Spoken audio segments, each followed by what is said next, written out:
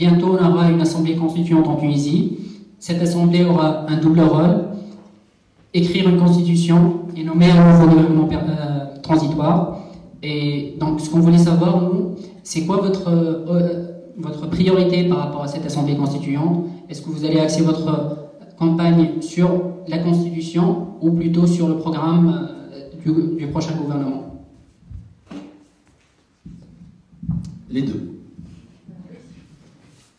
De toute façon, c'est évident que ça ne peut pas être autre chose que les deux. De toute façon, le problème qu'on est en train de vivre aujourd'hui, que ce soit pour l'instance, mais aussi pour le gouvernement, c'est que ce gouvernement, il est limité dans la capacité de manœuvrer et d'enclencher des dynamiques de réforme. Et les Tunisiens, déjà, ils sont impatients aujourd'hui.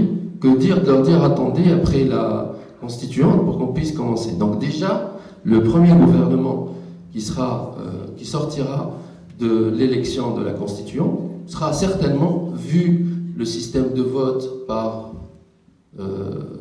proportionnel, ce gouvernement sera aussi un gouvernement qui représentera équitablement l'ensemble des forces politiques et qui sera très légitime pour enclencher. Est-ce que vous pensez pas que ça peut rajouter une espèce de confusion pour l'électeur qui a du mal à comprendre est-ce qu'on va élire une assemblée constituante en vue d'étudier une deuxième constitution ou est-ce qu'on va voter pour des partis, sur des programmes, sur la base de programmes politiques partisans? Je pense que pour l'électeur, c'est toute la difficulté. Déjà, je pense que le fait d'aller en constituante directement, nous, en tant que parti, on ne l'a pas porté. On l'a accepté et on s'en est acclimaté parce qu'il y avait véritablement sur cette constituante élue comme étant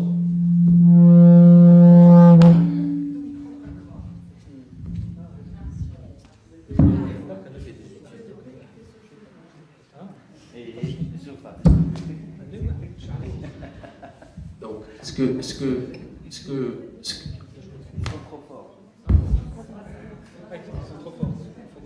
sont trop forts parce que les gens derrière n'entendent pas. Alors, oui. Donc,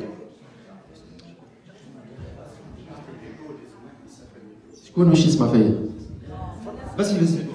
Bon, donc pour revenir, nous en tant que parti, on n'était pas favorable à aller directement en constituante, directement. C'est quand même le premier vote pour les Tunisiens qui ont vécu pendant autant d'années sans pratiquer cet exercice-là, sans bénéficier de la démocratie. On sentait que c'était très préalable et qu'on voulait déjà donner une gouvernance qui soit légitime, pas à travers une élection présidentielle, mais on aurait pu sortir quand même avec des capacités à gérer des consensus d'une manière plus simple. Et dans un deuxième temps, aller à une constituante où là, la constituante aurait été capable de se concentrer sur la Constitution. Donc d'une certaine manière, maintenant on est face à cette, peut-être qu'elle sera rediscutée, on ne sait pas, mais si on va vers la Constituante, il est clair, et ça c'est évident, qu'elle doit apporter des réponses sur les problématiques économiques et sociales très rapidement. En tout cas, elle doit donner mandat à un gouvernement d'union nationale qui est capable de commencer, d'enclencher les dynamiques, en plus d'établir les consensus pour écrire la Constitution.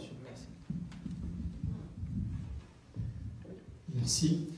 Donc, sur les deux points que vous aviez dit, j'étais tenté d'en rajouter un troisième, justement, mais bon, je me demande si le deuxième point n'englobe pas le troisième dont je voulais parler. Donc, le premier point, effectivement, c'est un programme sur la Constitution. La Constituante va devoir s'occuper de la Constitution, elle va devoir s'occuper de désigner un gouvernement, mais elle sera aussi obligée de s'occuper de problèmes de la vie quotidienne, des questions sociales et économiques qui sont très urgentes. Parce que, justement, cette révolution est venue de quoi? On doit repartir depuis le début. Elle est venue... La principale raison de cette révolution, c'est la misère dans des zones les plus reculées du pays, les zones de l'intérieur. Et la révolution est quand même partie de là. C'était quand même une demande économique et sociale. C'est une crise économique et sociale qui a fait démarrer cette révolution. Il y a eu ensuite les libertés qui sont greffées là-dessus, mais il faudra répondre très urgemment à toutes ces questions-là. Donc moi, j'imagine pas que la constituante ne s'occupe que de constitution pendant un an et qu'elle dise aux Tunisiens, bon, ben, vous attendez, cette année, au Bardam, ou le chèque. Bon, je traduis, on ne va pas vous dire, bon, on va s'occuper de constitution pendant un an et dans un an, on s'occupera de vos problèmes. Bon, ça ne passera pas.